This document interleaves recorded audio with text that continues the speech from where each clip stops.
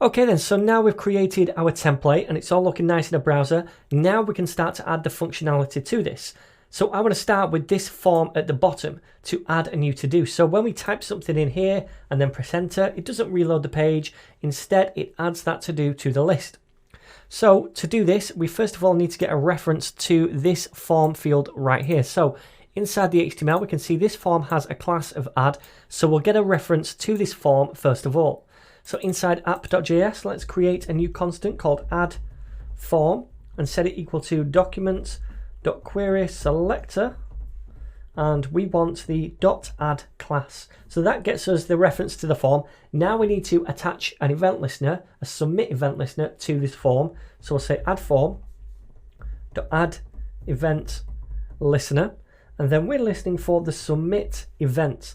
So when that happens, we take the event as a parameter into the callback function. Now in here, the first thing I'm going to do is prevent the default action, and that stops the page from reloading. So I'll say e.prevent default, and then underneath what we need to do is get what the user types into here. So we can do that by saying const to do is equal to the form, which is add form, and then we want dot the name of the form field, which is add. So we can say form dot add to get that field. Then we want the value from that. So we can get this value, and what we're going to do is just log it to the console for a second. So I'm going to console.log the to-do. Save it and come over here. I'm going to press F12 to open up my console. And if we type something in here now, like buy milk, then we're going to see that logged to the console. However, what if we type in a load of spaces before and after it? Then when we get the value, we get all those spaces as well. Now, this could be an accident. We don't really want to store it with all these spaces inside the list. So we want to be able to trim these spaces off before and after. Now, we can use a method in JavaScript to easily do that. The way we do it is by using .trim on a string. So this is a string. This gets us the string of characters a user types in, and then we're using the trim method on that string. And what that does is remove any white space, any kind of spaces before or after the string itself. So now, if I save this and test it, if I had a load of spaces, then the actual text, now we can see we don't get those spaces, we just get the text itself because we've trimmed those spaces off. Okay, so now we have this to do. That is what we ultimately want to add to the DOM, to the page. We want to add it as a list item. So what I'm going to do is create a function which is going to generate some little HTML template and add that to the browser, add it to the list. Now the reason I'm creating a separate function and not writing it directly in here is because it makes our code more reusable. For example, if you were to extend this app in the future so that there were other ways to add to-dos, when you want to do that, you could just invoke this function. Okay, so it's reusable.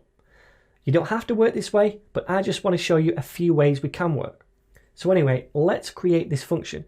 I'm going to say const, and we'll call this function generate template, because it's going to generate a template for the to-do, an li tag, and then it's going to inject that into the DOM.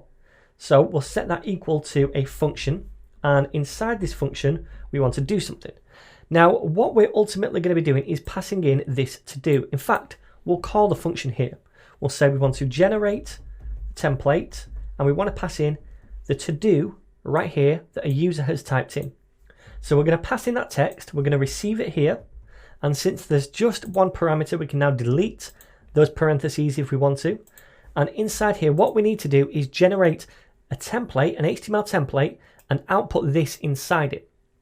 So then, to create this template, I'm going to use a template string. Now, we could create elements using JavaScript methods like create element, but I think when you have to inject some kind of complex template, a few lines of code, it's much easier to actually write a template string. So I'll do that by saying const HTML is equal to a template string.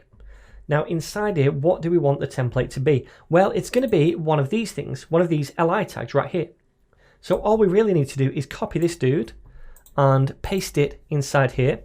I'm just going to fix this up a little bit and scoot those in like that. And then all we really need to do is replace this thing with the to-do right here. So we can do that inside a template string. We can output the variable inside these curly braces like so, and we want the to-do.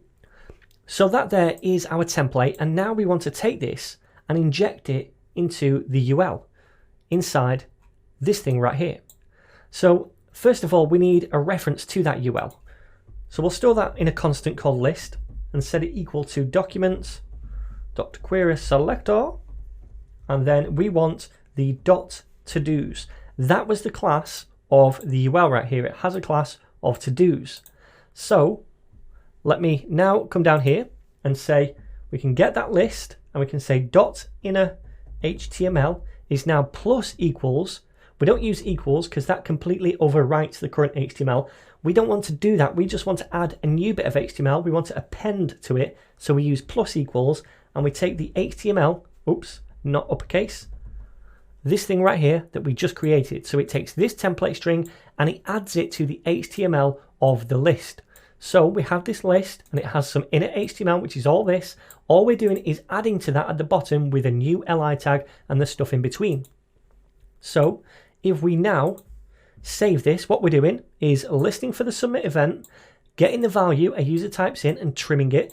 Then we're calling this generate template function, and inside we're creating this template with the li tag and the span and then this trash icon.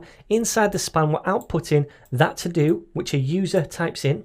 And then what we're doing is adding that HTML template to the list in a HTML. So if we save this now and preview, then we can see buy milk, press enter, and it appears right here. So that's awesome. Now, this is great, but there's two things I still want to do. First of all, if I don't add anything and I press enter, that still adds something to the list. Now, I don't want that to happen. I want to check that a user has actually typed a value in and the to-do has some kind of length, even if it's just 1. So the first thing we'll do is a check down here. So I'm going to say if at this point, and then get the to-do, which is what the user has typed in, and I want to check if that has length. So I can say if to-do.length. Now, if this is a positive integer, it's going to evaluate to true. So if the length is 1, 2, 3, 4, then that's going to be fine. It's going to evaluate to true, and then inside we can call this function. That's if it does have length. Now remember, if .length returns 0, if a user has typed nothing in here and we press enter, the length of that string is 0. 0 is a falsy value, so we get false here, and we won't call the generate template function. So let's try this. Now if we try to add something like this, which does have length, it works. If we try to add something that doesn't have length, then it doesn't work. We're not adding that anymore because we're checking that it has length first before we try to add it. If I just do spaces, it still won't work because we're trimming it first of all, so it gets rid of all those spaces and then it has 0 length. So that's the first problem sorted. The second problem is this. If I type something in and press enter, then this stays here. Now I'd like it to clear the form. There is a very simple way we can do that. Underneath the generate template function, what we're going to do is just get the add form. Remember, that's this thing that we get a reference to, and this thing we add the event listener to.